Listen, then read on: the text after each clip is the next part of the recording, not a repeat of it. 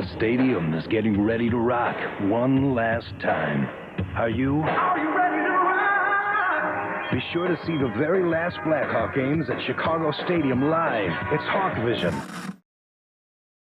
Live from Chicago Stadium, the Toronto Maple Leafs against the Chicago Blackhawks. It's the final regular season game in Chicago Stadium, and it also could be a preview of a first-round Stanley Cup playoff matchup. Before the game, you know, you could feel this electricity. And this wasn't just playoff game. This is just a regular season game.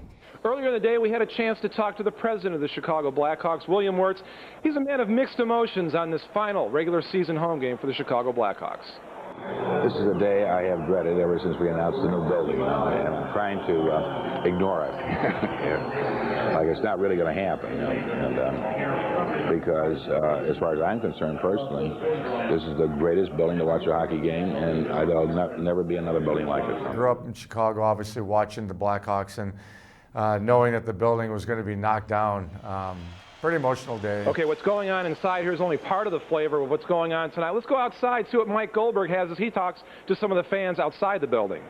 Well, Jim, it is a night of reflection and reminiscing. What will soon be the past, the old Chicago Stadium at 1800 West Madison, and what will be the future, the United Center where the Blackhawks will play their home games 1 year from now. I think it's a night where all the fans have a soft spot in their heart and reminisce a bit. And one lady who knows about reminiscing, Gladys Wheeler. Gladys, from a fan's point of view, what is tonight like? I would imagine it's very emotional. It is. It's very nostalgic, and it kind of really tugs at your heartstrings to think that we will not be in the stadium any longer. Gladys, just one of many tonight, kind of reminiscing on the moment, Jim, and we'll try to visit with some more fans throughout the evening. Right now, let's go back downstairs to you. All right, thanks a lot, Goldie. Now let's go back into the arena. Pat Foley is going to MC the pregame ceremonies. Over the years, Chicago Stadium has been host to virtually all forms of entertainment.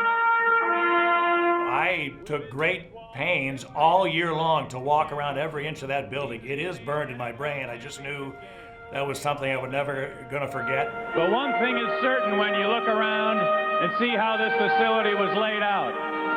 Chicago Stadium was built for hockey.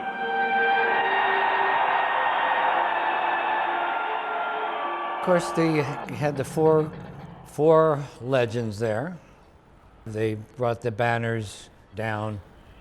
The procession was that it was going to, you know, the banners would come down and go across the street. Ladies and gentlemen, we have spent this past season remembering the roar. There are 4 men whose accomplishments in a Blackhawks sweater are so distinguished that their numbers can never be worn again. Mr. Goalie, Glenn Hall. Ladies and gentlemen, Tony.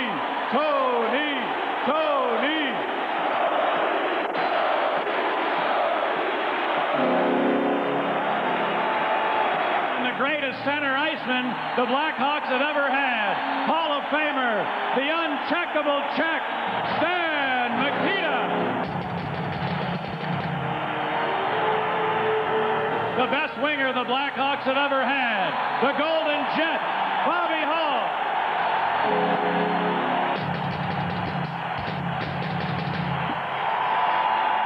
Earlier in the week, Wayne Messmer had been shot right in the neck, and he was fighting for his life, and then fighting for his livelihood, his voice.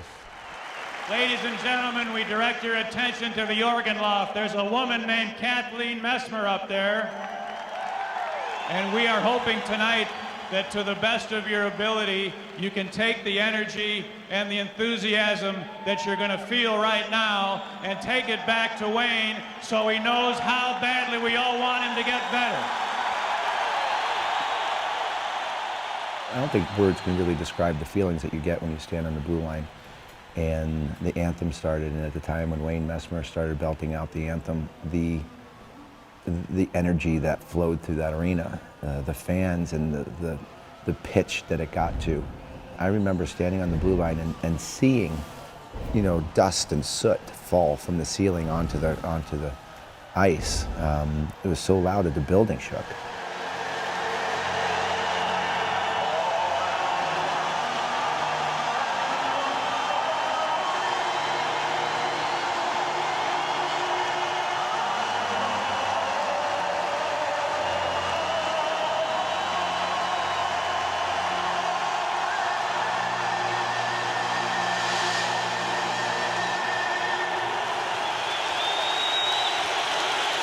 Never been louder in here, has it? Never.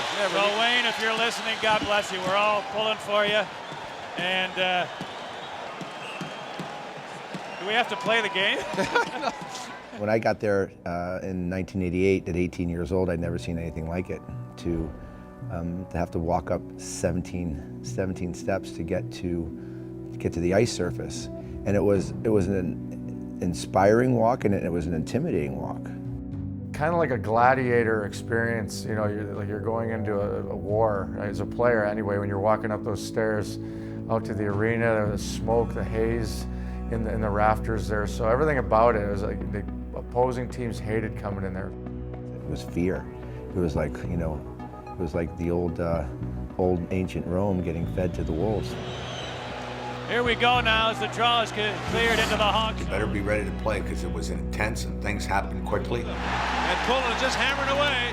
I love the enthusiasm in the crowd, walking up the stairs, being a part of it. It was always my favorite place to play. Get a penalty. Here's Kearney. He scores!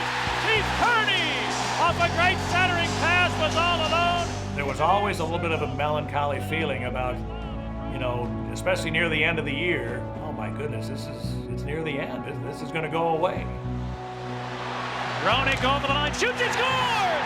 Jeremy Roney able to kick the puck to his stick in traffic, and pump a race shot by the... Knowing that building had so much history, it was sad and kind of a eerie feeling at the end of the season. And you didn't think that you could take the roar and bring it across the street. There's the puck drop, the clock winds down, this one is history. Final score in the regular season finale for the Grand Old Lady on West Madison Street.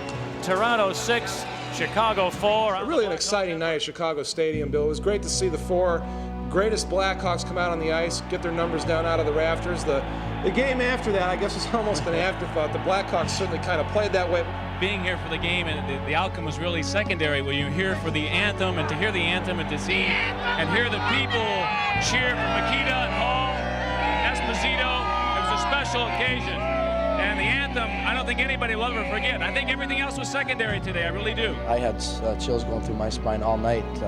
You know, to see you know, the way that the crowd reacted when everybody came out. I know the four players that were out there, the alumni they were extremely touched, and you know, it was just like a once-in-a-lifetime thing for them.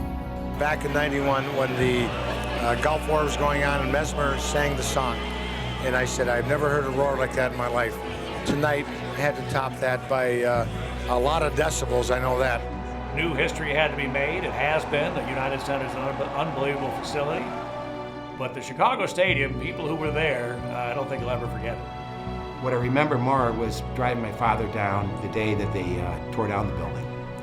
And just, you know, seeing him and the tears coming down his eyes. I had grown up there, he had certainly grown up there. My grandfather spent many, many hours in that building, more hours there than he did at his own home. And so it was really a, you know, sad end to a wonderful, wonderful era.